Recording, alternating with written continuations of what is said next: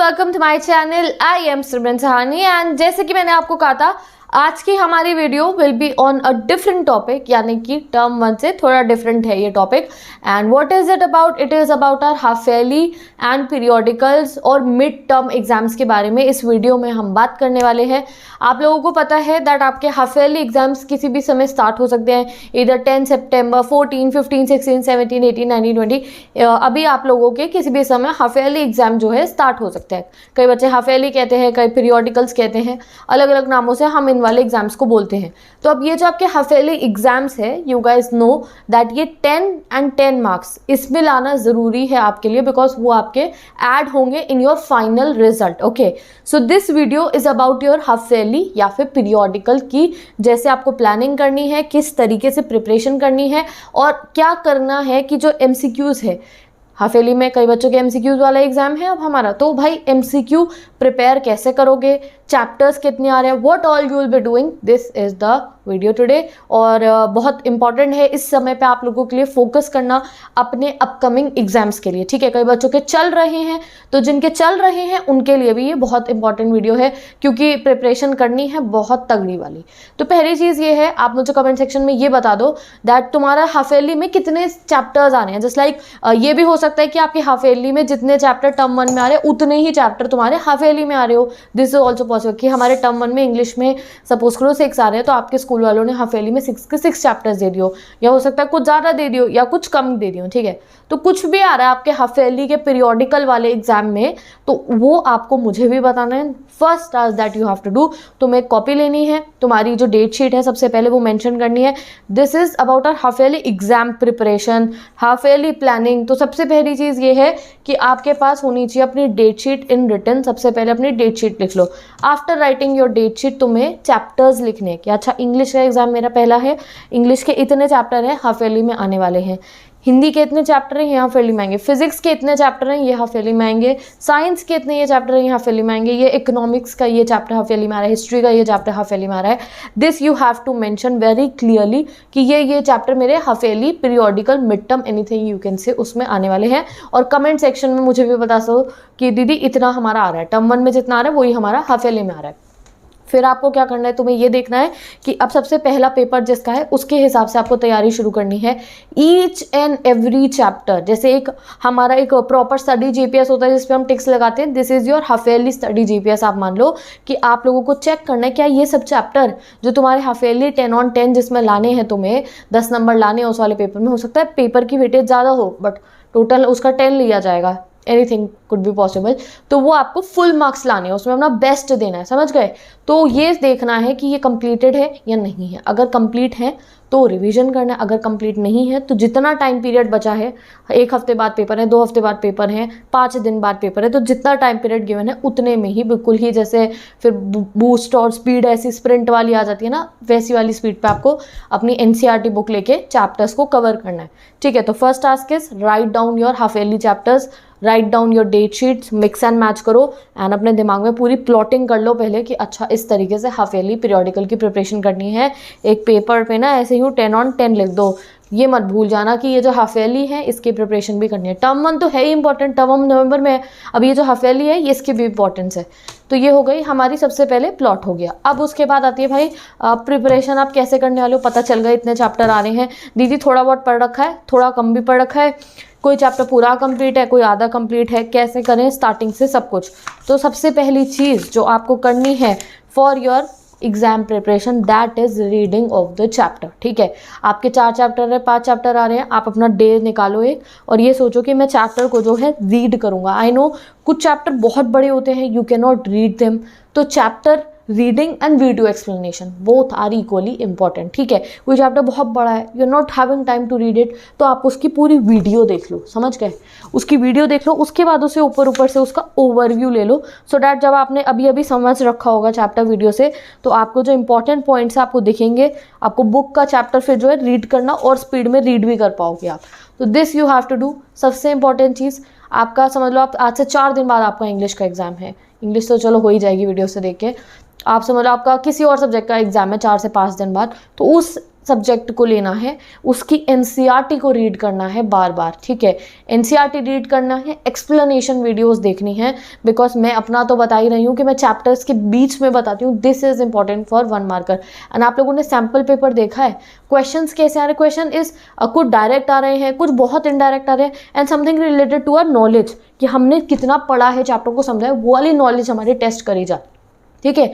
तो उस नॉलेज को कैसे आप अपना लेकर आओगे अपने अंदर, वाइल रीडिंग द चैप्टर। तो पहली चीज़ ये है, जितना एनसीईआरटी को रीड करोगे, गॉड है इस साल आपके लिए, ये बुक आपकी है एनसीईआरटी, रीड इट, ठीक है। मतलब इसको वीडियो देखो पूरी, ह्यूमैनिटीज़ वाले मेरे बच्चे सारे के सारे, आप सारी वीडियोस देखो। तुम्हारे चैप्टर लेंगे, रीड मत करो, पहले वीडियो देखो पूरी, जो मैंने जैसे मैंने पढ़ा रखा है इतना डिटेल में। English SST 9th and 10th पढ़ा दी है डिटेल में, पढ़ना शुरू करो, वीडियो देख लो पहले, फिर खोलना book, and then you will feel that yes यार आ रहा है। देन बात आती है दीदी एमसीक्यू प्रैक्टिस। तो उसके लिए एमसीक्यू मैराथन सीरीज लॉन्च है, जहाँ से आप एमसीक्यूज करने वाले हो। सपोज करो तुम्हारा एग्जाम है इंग्लिश का, इंग्लिश के 5 चैप्टर आ रहे हैं, letter to God, fire and ice, ये पोएम आ रही है, लास्ट लेसन आ रहा है, ये वो आ रहा है, पोर्ट्रेट ऑफ अ लेडी आ रहा है, 5 चैप्टर आ रहे हैं, 5 चैप्टर की वीडियो देखी, 5 चैप्टर की एमसीक्यू मैराथन देखी, 40-50 एमसीक्यू क्वेश्चंस मैं करा रही हूँ, उन्हें पढ़ लिया, and then you will be prepared, okay. और जब रीड कर लोगे तो और प्रिपरेशन होगी। तो इसलिए बिल्कुल अभी झोंक दो खुद को अपने ये पीरियोडिकल्स की तैयारी में। नेक्स्ट चीज़ है जो एक हमारे मन के अंदर डर है, वो मैंने आपको बता दिया है कि वो होता है ना कि अरे दीदी अलग सा क्वेश्चन आ गया, उसको आंसर कैसे करेंगे। तो वो तब होगा when you will be giving test, when you will be assessment, जब हम अपना करेंगे, जब हम अपनी चेक करेंगे कि अच्छा ये क्वेश्चन पूछ रहे हैं हमारे से टीचर, तो हमें इसका आंसर आता है या नहीं आता है। ये 4 ऑप्शन है, 4 में से कौन सा वाला सही है। तो क्विज सेशंस मैंने अनाउंस कर दिया आपको, वो आपके लिए बेस्ट होने वाले हैं। If you guys don't know, मैंने नया चैनल क्रिएट करा है, that is Simran DD life. Description box में उसका लिंक गिवन है, आई टैब में गिवन है, जब ये वीडियो एंड होगी तब आपको उसका लिंक मिल जाएगा, पिंड कमेंट में मिल जाएगा, नहीं तो सर्च भी कर सकते हो यूट्यूब पे सिमरन डीडी लाइफ। वहाँ पे आप लोगों के क्विज स्टार्ट होने वाले हैं। मैंने आपको 1 वीक चैलेंज दिया है, वो अभी कंप्लीट हो जाएगा 4 से 5 दिन के अंदर। तो वहाँ आपके क्विज लॉन्च हो चुके होंगे, जिसमें मैं बहुत सारा टाइप के क्वेश्चंस का टेस्ट ले रही होंगी लाइव आके। बच्चों को पहले ही, एक दिन पहले ही मैं उसको शेड्यूल कर दूंगी, so that you will be able to see. तुम्हें पता चल जाएगा अच्छा दीदी का जो है क्विज स्टार्ट होने वाला है। So you can go check out that channel, subscribe करके अभी से रख लो उसको, नोटिफिकेशन बेल भी ऑन कर देना। एंड वो किस लिए करनी है तुम्हें, बिकॉज एक कॉन्फिडेंस तुम्हारे में आएगा जब आप क्विजेस दोगे, ठीक है। वो जो डर है सब निकल जाएगा आपका when you will be giving that quizzes. में टेस्ट हो रहा है हमारा, एक हमारा ऐसा लगेगा तुम्हें जैसे मॉक बोर्ड्स होते हैं ना, मतलब उस टाइप से आप लोगों को लगेगा। कुछ में 40 मिनट्स के, 50 मिनट्स के, और many questions will be included in that. So check out that channel. और जैसे ही आपका चैलेंज खत्म होगा वैसे ही हम क्विजेस स्टार्ट कर देंगे। तो हाफ ईयरली एग्जाम्स में भी आपके वो क्विज हेल्प करेंगे, ठीक है। आपका हाफ ईयरली है, 2 दिन बाद है, 3 दिन बाद है, क्विज एक बार दे दोगे तो वहीं से क्वेश्चंस भी हो सकते हैं थोड़े बहुत मिलते हुए आ जाए तुम्हारे एग्जाम में। और एक तुम्हारे को अलग सा नहीं लगेगा जब आप अपना हाफ ईयरली का एग्जाम देने वाले हो, बिकॉज हमारी ना काफ़ी आदत छूट चुकी है टेस्ट एग्जाम्स देने की।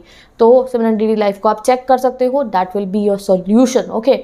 तो जाके आप चेक करो, क्विजेज आने शुरू होंगे, उन्हें एंजॉय करना, डेडिकेशन के साथ क्विज के लिए पढ़ना, एंड क्विजेज में भी आग लगानी है, ओके। और वैसे ही हाफ ईयरली एग्जाम में आग लगानी है। स्टडी बडी सेशन भी करेंगे हम। तो आज मुझे आप लोग इस वीडियो में कमेंट करके बताओ स्टडी बडी सेशंस का टाइम। वो जो मेरा सेकंड चैनल सिमरन डीडी लाइफ, वहीं पे हम स्टडी बडी सेशन करेंगे, सो दैट तुम एक फ्लो में आओ। 9 to 10, 8 to 9 के पीरियड में मैं लाइव आऊँगी, I will be studying in front of you. कुछ आपको डाउट्स होंगे तो आप मुझे बता सकते हो, I will be clearing your doubts also. और तुम्हारे हाफ ईयरली है, कई बार एग्जाम से पहले बच्चों को काफ़ी डाउट्स आते हैं, दीदी वो चैप्टर का मुझे इस मेरे क्वेश्चन में डाउट है, तो you can tell me down a live time that you want me to do live session. इस समय दीदी हम डाउट्स क्लियर करवा लेंगे आपसे, स्टडी बड़ी सेशन कर लेंगे, तो बता सकते हो मुझे लाइव का टाइम। एंड अभी बहुत फोकस आपको अपना किस पे करना है, हाफ ईयरली अगर आने वाले हैं तो हाफ ईयरली के प्रिपरेशन भी फोकस करना है। अगर हाफ ईयरली हो चुके, टर्म 1 है, तो टर्म 1 की भी प्रिपरेशन इसी स्टाइल में आपको करनी है। अब देखो तुम्हारे टाइम टेबल में 3 घंटे मिल रहे, तुम्हें 4 घंटे मिल रहे हैं, तुम्हें टाइम टेबल के टाइम से भी ज़्यादा पढ़ना है अपना, ठीक है। सेल्फ स्टडी को सबसे ज़्यादा फोकस करना है। और नेक्स्ट इंपॉर्टेंट चीज़ ये है, कई बच्चों के स्कूल खुल गए हैं, है ना, कई बच्चों के स्कूल खुल गए हैं, वो स्कूल जा रहे हैं, बट कई स्कूल्स में ऑप्शन गिवन होगा कि ऑफलाइन भी कर सकते हैं और ऑनलाइन भी, ठीक है। अब कुछ बच्चे ऐसे होंगे उन्हें डाउट्स हैं, उन्हें कॉन्सेप्ट समझने हैं, तो वो ऑफलाइन मोड में ही जाके, मतलब कि स्कूल जा रहे हैं तैयार होके और टीचर से समझ के घर आ रहे हैं। और कई बच्चे ऐसे हैं कि उनको मतलब नहीं, बिना जाए स्कूल भी काम हो सकता है ऑनलाइन में भी, बट वो फिर भी जा रहे हैं। तो डू दिस थिंग गाइस, कि अगर आपका काम हो सकता है घर पे ही, अगर आप ऑनलाइन क्लास ले लो, ऑनलाइन क्लास तो लेनी ही है। I have seen that many schools में जो है ऑप्शन गिवन है कि ऑफलाइन भी कर सकते हो, ऑनलाइन भी कर सकते हो, ठीक है। तो अगर आपका वो स्कूल है जिसमें ऑफलाइन ऑनलाइन दोनों का ऑप्शन है कि आपकी मर्जी, आप स्कूल भी जा सकते हो, आप घर से भी पढ़ सकते हो, और तुम्हें ऐसा ऑनलाइन क्लास से तुम यू आर सेटिस्फाइड, तुम्हें ऐसा कुछ कॉन्सेप्ट नहीं समझने जाना है अपने स्कूल के टीचर्स से, तो आप लोग जो हो ऑनलाइन ही करो। तुम्हें लगेगा दीदी 5 घंटे की ऑनलाइन क्लास है, 5 घंटे ही मुझे स्कूल में रहना, क्या डिफरेंस है, स्कूल जाऊँगा, मिल आऊँगा, दोस्तों से बातें कराऊँगा, एक चेंज हो जाएगा। I would rather suggest you, अभी अगर आपका ऑनलाइन में हो सकता है, ऑफलाइन के साथ में ऑनलाइन का ऑप्शन अवेलेबल है, तो ऑनलाइन ही करना भाई। आप जाओगे, तैयार होगे, यूनिफॉर्म पहनोगे, घर आओगे, देन क्या है, एग्जॉस्ट हो जाओगे, थोड़ी देर रेस्ट करोगे।